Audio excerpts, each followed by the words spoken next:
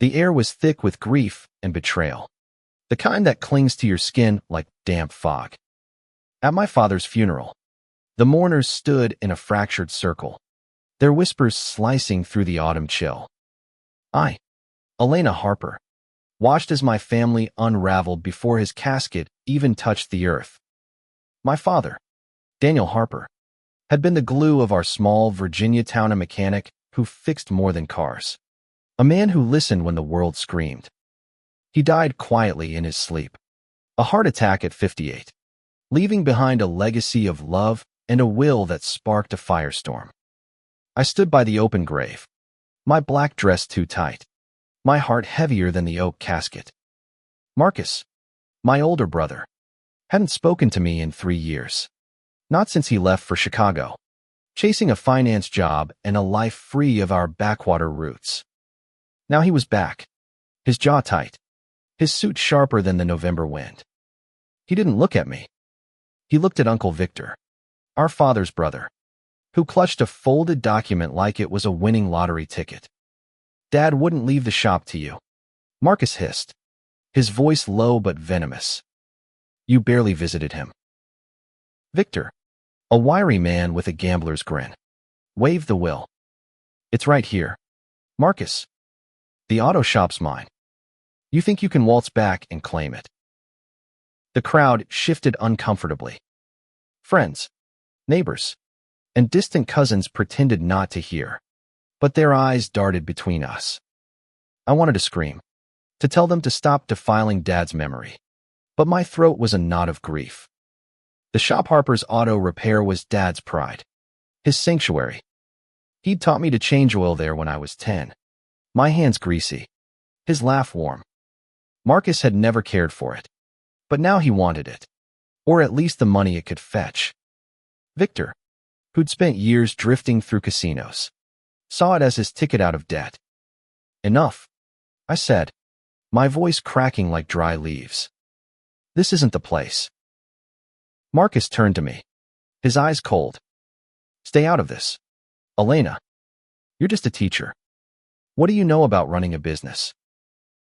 The words stung, but I stood taller. I'd stayed in Willow Creek, teaching high school history, caring for Dad when his health faltered. Marcus had sent checks, not calls. Victor had sent nothing. I was about to snap back when a shadow moved at the edge of the cemetery. A man stood under an oak tree, apart from the mourners. He was tall, with dark hair streaked with gray, his face etched with a quiet sorrow. His coat was too thin for the weather, and his hands were shoved deep in his pockets. No one else seemed to notice him, but his presence felt like a stone dropped into still water. I didn't know him, yet something about his eyes piercing, haunted made my chest tighten. The minister cleared his throat, urging us to focus on the service. But Victor's voice cut through again. Daniel wanted me to have the shop. It's legal. You can't fight it. Marcus stepped closer, his fists clenched. You're a leech. Victor. Dad knew it. He'd never. Stop. I shouted, louder than I meant. Heads turned. The minister paused. Even the wind seemed to hold its breath. Dad's not even in the ground, and you're tearing him apart. Marcus's face softened for a moment, but Victor smirked. Sweetheart, this is about what's fair.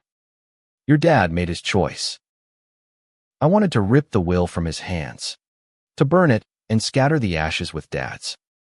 But before I could move, the stranger stepped forward. The crowd parted, their murmurs fading. He walked with a quiet confidence, his eyes locked on Victor. Excuse me, he said, his voice low but steady, like a river carving stone. I believe you're discussing Daniel Harper's will. Victor squinted. Who the hell are you? The stranger stopped, his gaze sweeping over us. Marcus. Victor. Me. The casket. Then he said, my name is Thomas Reed. I was Daniel's husband. The world tilted. Gasps rippled through the crowd. Marcus froze, his mouth half open. Victor's smirk vanished, replaced by a scowl. I stared at the stranger, Thomas, me mind racing. Dad. Married. To a man. It was impossible. Dad had been alone since Mom died 20 years ago. He'd never mentioned dating, let alone a husband. Yet Thomas stood there, his eyes holding a truth I couldn't dismiss. What kind of scam is this? Victor snapped. Daniel wasn't gay. Thomas finished, his voice calm but edged with steel. He was. And we were married for 2 years. Legally. I have the certificate, and I'm named in his will. Marcus laughed, a bitter sound. This is ridiculous. Dad would have told us. Would he? Thomas asked, turning to Marcus. When was the last time you called him? Visited. Listened. Marcus flinched, and I felt a pang of guilt. I'd been here, but had I listened? Dad had been quieter these last years, his smiles rarer. I chalked it up to age, to grief lingering from Mom. But now, staring at Thomas, I wondered what I'd missed. The minister, flustered, tried to resume the service, but Victor wasn't done. You're lying. No way Daniel kept this from us. Thomas reached into his coat and pulled out a folded paper. This is a copy of our marriage certificate, dated June 12th, 2023. And if you check the will, the real one, not the draft you're waving around, you'll see I'm entitled to half of Daniel's estate, including the shop. The crowd erupted in whispers. I felt like I was drowning, the ground unsteady beneath me. Dad, my steady, flannel-wearing dad, had a secret life. A husband. I looked at Thomas, searching for deceit, but his eyes held only pain, the kind that mirrors your own. Prove it, Marcus said, his voice shaking. Show us the will. Thomas nodded. I will. At the lawyer's office. Tomorrow. But today, let's bury Daniel with the respect he deserves. The service continued, but I barely heard the prayers. My eyes kept drifting to Thomas, standing alone again, his gaze fixed on Dad's casket. Who was he? How had he loved my father? And why had Dad hidden him from us? As the first shovelful of dirt hit the casket, I made a choice. I walked to Thomas, ignoring Marcus's glare. I'm Elena, I said. His daughter. I know, Thomas replied, his voice soft. He talked about you all the time. My throat tightened. Why didn't he tell me about you? Thomas's eyes glistened. He wanted to, but he was afraid. Afraid you wouldn't understand. I didn't know if I understood now. But as I stood beside this stranger, my father's husband, I knew one thing. The truth was only beginning to unfold. The lawyer's office smelled of old leather and coffee, a stark contrast to the raw earth of yesterday's funeral. I sat across from Marcus, who tapped his foot like a metronome, his eyes darting to the door. Victor slouched in a corner chair, still clutching his version of Dad's will, his confidence fraying. Thomas Reed, the man who'd turned our world upside down, wasn't here yet. I didn't know if I wanted him to show up or disappear forever. Yesterday's revelation had left me sleepless, my mind replaying Thomas's words, Daniel's husband. Dad had always been a private man, but this, it felt like a betrayal, not because of who Thomas was, but because Dad hadn't trusted me with his truth. I'd spent the night staring at old photos, Dad fixing my bike, Dad cheering at my graduation, searching for clues I'd missed. There were none, or maybe I'd been too blind to see them. The lawyer, Ms. Carolyn Tate, a no-nonsense woman with silver hair, shuffled papers at her desk. We're here to review Daniel Harper's last will and testament, she began. There's been some contention. Contention? Victor snorted. Some guy crashes the funeral, claims he's married to my brother, and you call it contention? Carolyn raised an eyebrow. Mr. Harper, I suggest you wait for the facts. The door opened, and Thomas entered, carrying a leather satchel. His face was pale, but his posture was steady, like a man who'd braced for a storm. He nodded to me, a flicker of warmth in his eyes, before sitting across from Carolyn. Marcus leaned forward, his voice low. "You better have proof, or I'll make sure you regret this." Thomas didn't flinch. "I'm not here to fight. I'm here for Daniel." Carolyn opened a folder. "Let's start with the marriage certificate." She slid a document across the desk. I leaned forward, my heart pounding. There it was, Daniel Harper and Thomas Reed. Married June 12, 2023. In a courthouse in Richmond. Dad's signature, unmistakable, curled across the bottom. I felt a pang, picturing him standing in a suit, smiling at a man I didn't know. Victor laughed. A harsh bark. "Forged. Has to be." "It's authentic," Carolyn said, her tone final. "I verified it with the county clerk." Marcus's face reddened. "Fine. So they were married. That doesn't mean he gets the shop." Carolyn held up a hand. "Let's move to the will." She produced another document, this one thicker, with Dad's careful handwriting on the cover. "This is the most recent will, dated August 2025, notarized and filed with my office." Victor's smirk faded. "August. Mine's from January." "Yours is a draft," Carolyn said. "This supersedes it." She began reading. The will was meticulous, dividing Dad's assets, the house to me, savings split between Marcus and me, and the auto shop to Thomas and me, jointly. My breath caught. Dad had left me half the shop, the place I'd grown up in, but paired with a stranger. Marcus's chair scraped back. "This is bullshit. Dad wouldn't do this." "He did," Thomas said quietly. "He wanted the shop to stay alive, not be sold off." "Alive," Victor snapped. "It's a business, not a pet.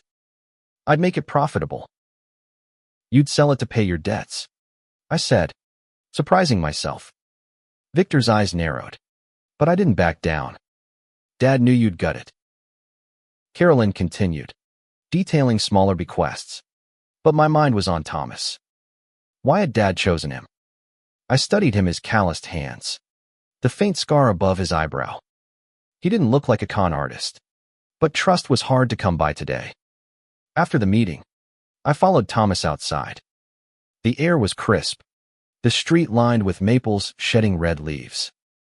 "Why didn't you come forward sooner?" I asked. He leaned against a lamppost, his breath visible. "Daniel wanted to tell you himself.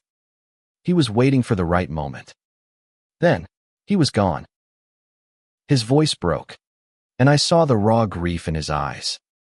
It mirrored mine, and for the first time, I believed him. "How did you meet him?" I asked.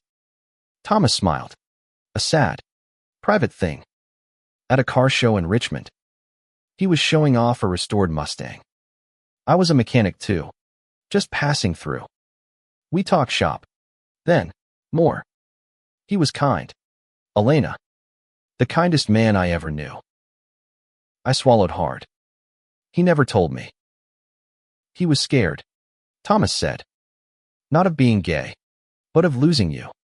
He said you and Marcus were his world." The words hit like a punch. I thought I knew Dad, but there was a whole side of him as love, his fears I'd never seen. "Why the shop?" I asked. "Why us?" "He trusted you to keep it going," Thomas said. "And he thought, maybe it'd bring us together." I didn't know what to say. The shop was my past, my anchor, but sharing it with Thomas felt like stepping into a stranger's life. Before I could respond, Marcus stormed out of the office, his face a storm cloud.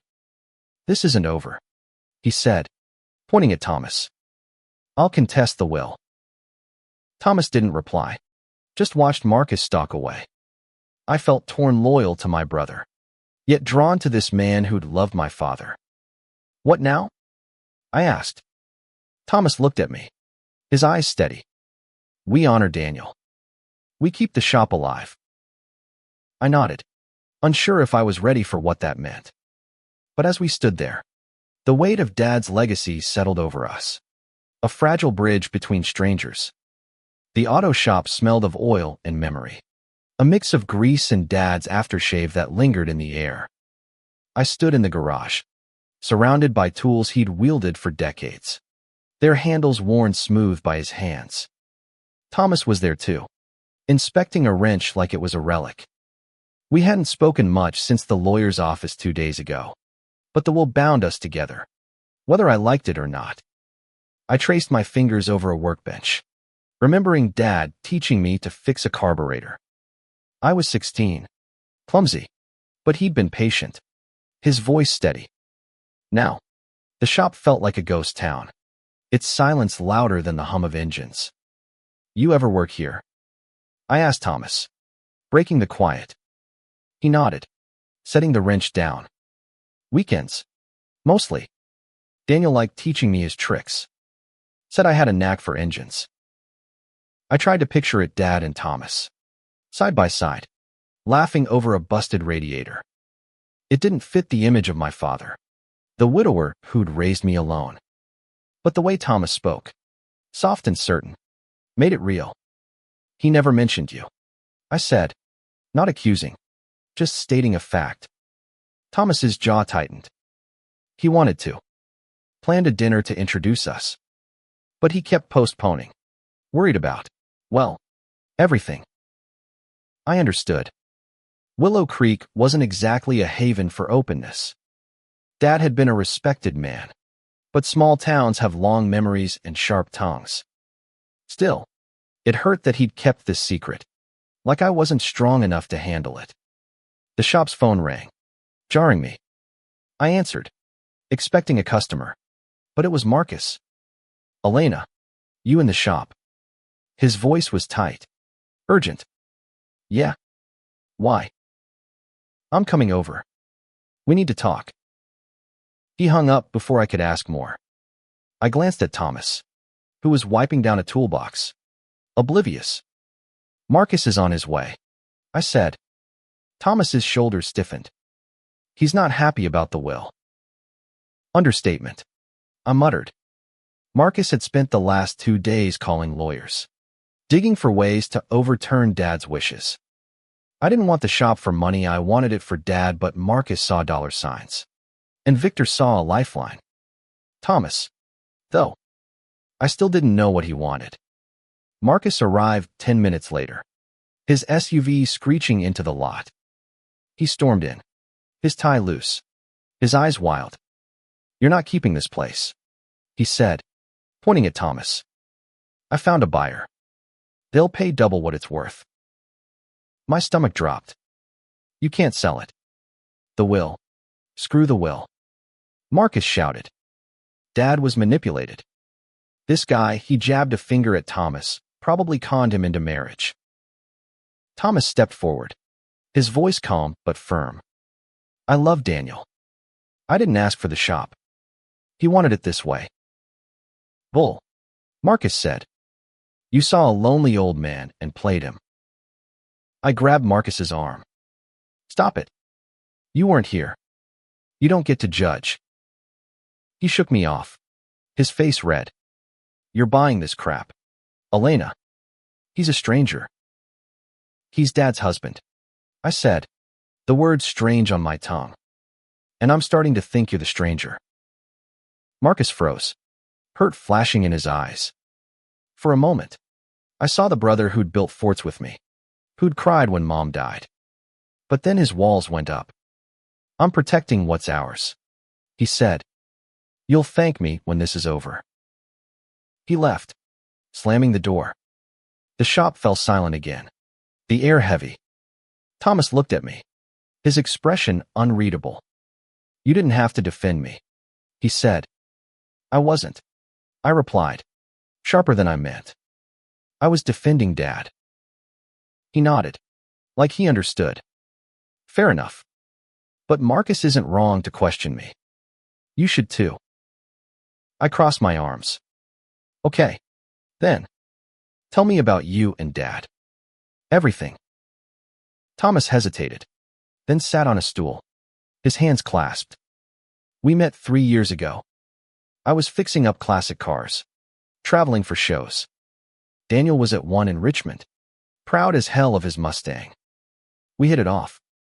Started meeting up, talking late into the night. He was lonely. Elena. Not just for love, but for someone to share his life with. I swallowed, picturing Dad alone in his house, the one I'd left to start my own life. When did you know you loved him? Thomas's eyes softened. 6 months in. He cooked me dinner, burned the chicken, but the effort was there.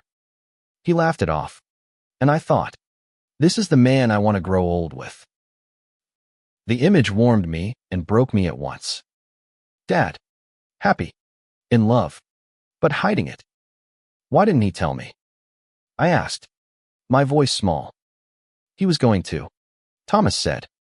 He wrote you a letter, explaining everything. It's in the house, in his desk. He never sent it, but he wanted you to know. A letter. The thought of Dad's words, waiting for me, made my chest ache. I wanted to run to the house, to read it, but fear held me back. What if it changed everything? Before I could decide, the shop's door creaked open. A woman stood there, mid-40s, with sharp eyes and a clipboard. Elena Harper. Thomas Reed. She asked. That's us, I said, wary. I'm from the county assessor's office. She said, there's a lien on this property. Unpaid taxes from 2 years ago. If it's not cleared in 30 days, the shop could be seized. My heart sank. Thomas's face paled. The shop Dad's legacy was slipping through our fingers, and Marcus's buyer was circling like a vulture. We were running out of time. The lien notice sat on the workbench like a death sentence. Its numbers glaring, $12,000 in unpaid taxes. I stared at it, my mind spinning. Dad had always been meticulous with Bill's show had this happened. Thomas paced the shop, his calm demeanor cracking. Outside, dusk painted Willow Creek in shades of amber. But inside, the air was heavy with dread. We can't lose this place, I said, more to myself than Thomas. Dad built it from nothing. It's all we have left of him. Thomas stopped, his hands on his hips. I didn't know about the taxes. Daniel never mentioned it. Of course he didn't. I snapped, frustration boiling over. He didn't mention you either. Thomas flinched but didn't argue. Instead, he picked up the notice, scanning it. 2 years ago, that was when Daniel had his first heart scare. He was in the hospital for a week. Bills probably piled up. I remembered that week, Dad pale in a hospital bed, me terrified he wouldn't come home. I'd been so focused on him, I hadn't thought about the shop's finances. Guilt gnawed at me. Why didn't he tell me? I whispered. He didn't want to worry you, Thomas said. That was Daniel, always protecting everyone else. I wanted to argue, to say Dad should have trusted me, but the word stuck. Instead, I grabbed my keys. I need to see that letter you mentioned. At the house. Thomas nodded. I'll come with you. It's in his study. Dad's house was a 10-minute drive. A modest ranch-style home with peeling paint and a porch swing. Inside, it smelled of him coffee, motor oil, and old books. The study was a mess of papers and car manuals, a shrine to his life. Thomas pointed to a desk drawer. It's in there. He showed me once. I opened the drawer, my hands trembling. There, beneath a stack of receipts, was an envelope with my name in Dad's handwriting. I tore it open, my eyes scanning the words. Dear Elena, if you're reading this, I'm probably gone. There's something I need you to know. I've found love again, with a man named Thomas. He's kind, strong, and he makes me laugh like your mom did. I wanted to tell you 100 times, but I was scared you'd think less of me, scared I'd lose you. I'm sorry for keeping this secret. I hope you'll meet him. See the man I love. The shop is yours and his. To keep it alive. I trust you. Elena. You're my heart. Love. Dad. Tears blurred the words. I handed the letter to Thomas, who read it silently, his eyes glistening. He loved you so much, he said. I should have known, I said, wiping my face. I should have seen he was happy. Thomas touched my shoulder. Tentative. He was. You gave him that too. The moment was cut short by a knock at the door. I opened it to find Victor, his face smug. Heard about the lien, he said. Tough break. My buyer's ready to take the shop off your hands. Pay the taxes too. No, I said, my voice steel. We're keeping it. Victor laughed. With what money? You're a teacher. And he's, what? A drifter. I'm a mechanic, Thomas said, stepping forward. And we'll figure it out. Victor's eyes narrowed. You've got 30 days. Good luck. He left, his laughter echoing. Back at the shop, Thomas and I brainstormed. The shop's revenue was steady but not enough to cover $12,000 in a month. I suggested a loan, but Thomas shook his head. Banks won't touch us with a lien hanging over the property. What about a fundraiser? I asked. The town loved Dad. They'd help. Thomas hesitated. Maybe. But some folks, they won't like me being part of it. Not after the funeral. He was right.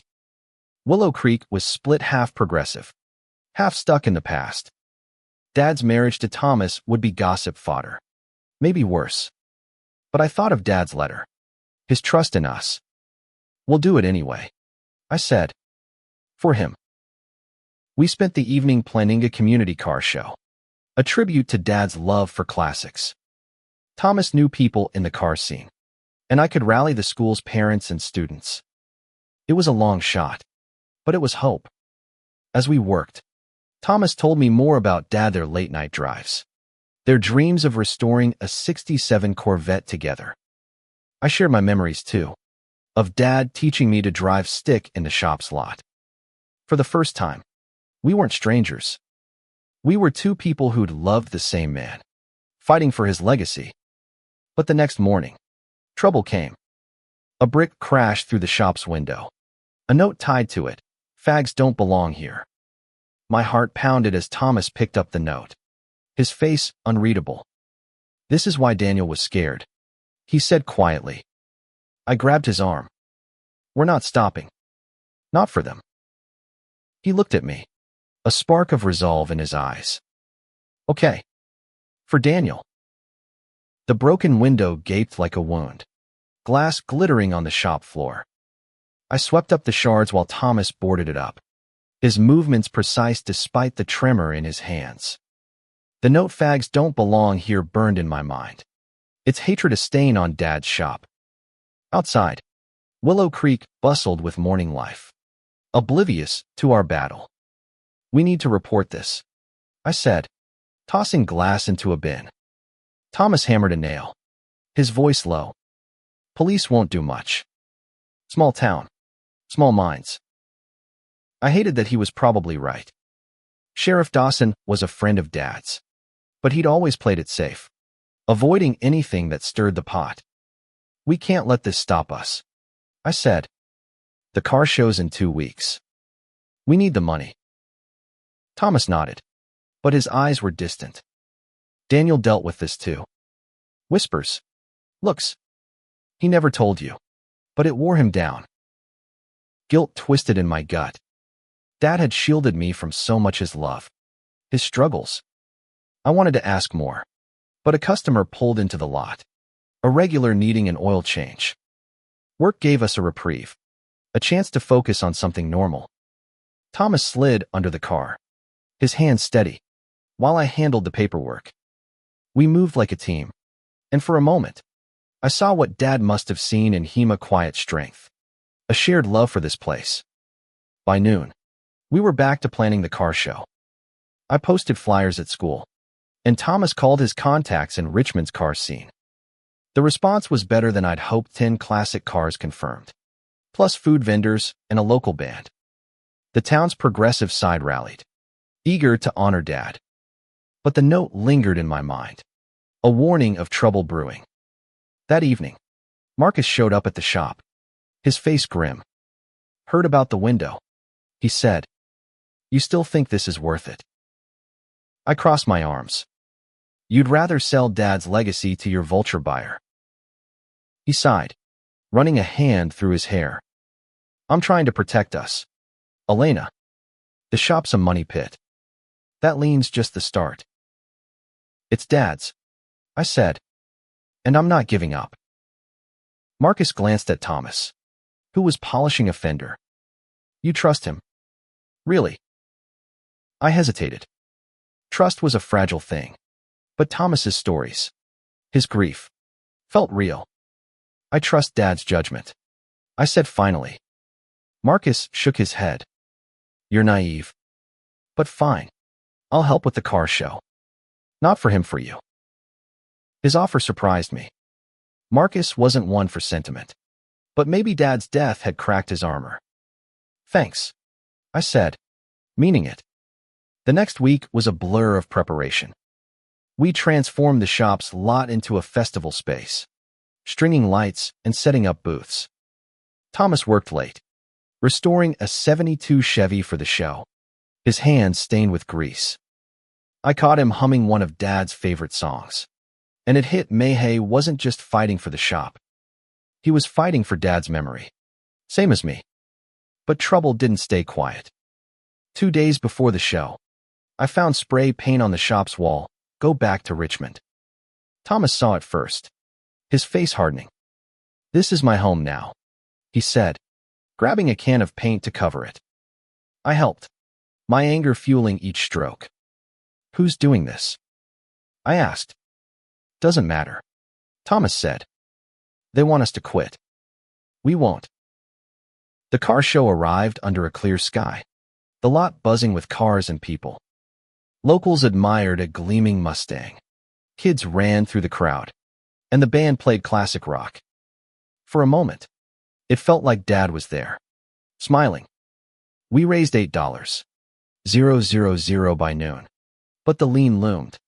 For $0,000 short. Then I saw Victor, weaving through the crowd, his eyes sharp. He cornered me near the food truck. "Nice party," he said, smirking. "But it won't save the shop. My buyer's still interested." "Get lost, Victor," I said, my voice low. He leaned closer. "You think this town's on your side? Half of them agree with those notes. You and your dad's boyfriend are fighting a losing battle." His words stung, but I held my ground. "This is for Dad. You wouldn't understand." Victor laughed and walked away, but his words lingered. I scanned the crowd, wondering who hid behind the hate. Thomas joined me, his face tired but determined. "We're close, Elena. Don't let him get to you." I nodded, but doubt crept in. The shop, Dad's love, Thomas, it was all slipping through my fingers, and I didn't know if I was strong enough to hold on. The car show's success was a fragile victory. The $8,000 in donations a lifeline, but not enough. I stood in the shop after the crowd left, the lot littered with paper cups and streamers. Thomas was counting cash at the workbench, his face lined with exhaustion. The lien's deadline was 10 days away, and we were still $4,000 short. Victor's taunts echoed in my head, mingling with the hate scrawled on our walls. "We did good today," Thomas said, breaking the silence. "Daniel would have loved this."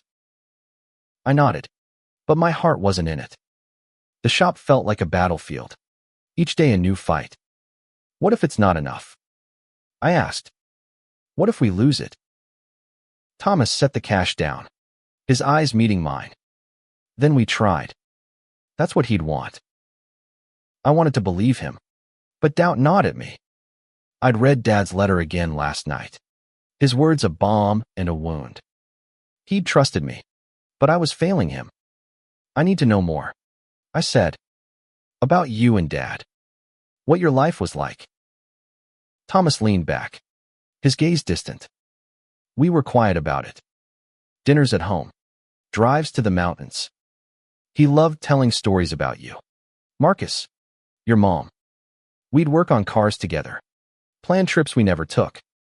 He wanted to take you to one. You know, a family trip. The image hurt Dad planning a future he never got to share. Why didn't he? I asked. Fear, Thomas said simply. He thought you'd reject him. Me. This town, it's not always kind. I thought of the brick, the paint, the whispers. I wouldn't have rejected him, I said, my voice breaking. I loved him. I know, Thomas said. He knew too.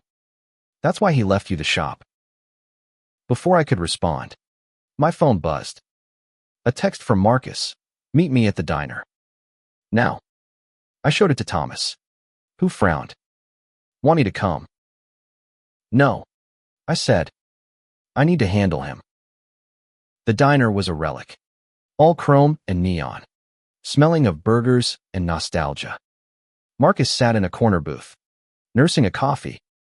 His face was softer than usual, almost vulnerable. I've been thinking, he said as I slid in. About Dad. About us. I braced myself. And I don't want to fight you, he said. But the shop, it's not worth this. The lien, the vandalism. Let it go. Elena. Sell it. Split the money. I shook my head. It's not about money. It's Dad's heart. You know that. He sighed, rubbing his temples. I know. But I checked the shop's books. Dad was drowning in debt. Not just the taxes. He hid it from you. The words hit like a slap. How do you know? I pulled records. Marcus said. He took loans to keep it running. The car show won't cover it all. I felt sick. Dad. Struggling. And I hadn't noticed. Why didn't he tell me? Same reason he didn't tell you about Thomas. Marcus said. He wanted to protect you. I stared at my hands. The weight of Dad's secrets crushing me. What do you want? Marcus. I want us to be a family again, he said, his voice raw. Sell the shop. Start fresh. I'll help you. I wanted to scream, to tell him he'd abandoned us years ago. But his eyes held a flicker of the brother I'd loved. I can't, I said. Not yet. Back at the shop, I told Thomas about the debts. His face fell, but he didn't waver. We'll find a way, he said. Maybe more fundraisers. Or, a crash interrupted him. We ran outside to find the shop's sign Harper's Auto Repair smashed on the ground. Spray paint reading leave. My heart raced, fear mixing with rage. Thomas grabbed my arm. Call the sheriff. Now. Sheriff Dawson arrived, his face grim as he surveyed the damage. I'll file a report, he said, but without witnesses. It's hard to pin down. Hard.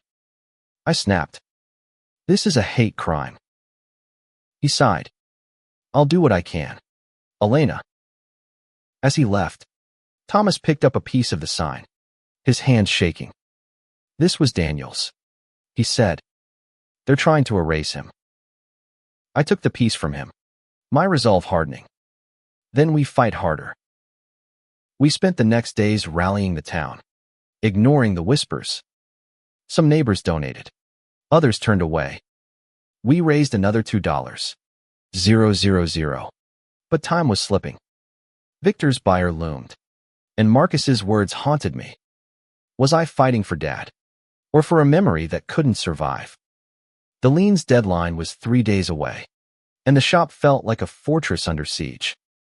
Thomas and I worked late, repairing cars by day, planning by night. We'd raised $11. 000. But the remaining $1,000 felt like a mountain. The vandalism hadn't stopped. Slashed tires on a customer's car. More paint on the walls, but we kept going, fueled by Dad's memory and his stubborn refusal to lose. The town was divided. Some rallied behind us, bringing casseroles and cash, their support a quiet rebellion against the hate. Others whispered, their eyes cold when Thomas passed. I saw the toll it took on him, the way he'd pause, staring at Dad's old toolbox, as if drawing strength from it. I wanted to ask more about their life together, but time was a luxury we didn't have. Marcus called daily, urging me to sell. His voice softened each time, but his message didn't. The shop was a lost cause. I hung up on him yesterday, tired of his logic. Dad's letter was my anchor, its words a reminder of his trust. But trust alone wouldn't pay the lien. On the final day, Thomas and I sat in the shop, the air heavy with defeat. We'd exhausted every option: loans, donors, even selling Dad's old Mustang, which Thomas refused. He loved that car, he said. It's part of him. Then what? I asked, my voice sharp. We let Victor's buyer take it. Thomas didn't answer. Instead, he pulled a ring from his pocket. Simple gold, worn smooth.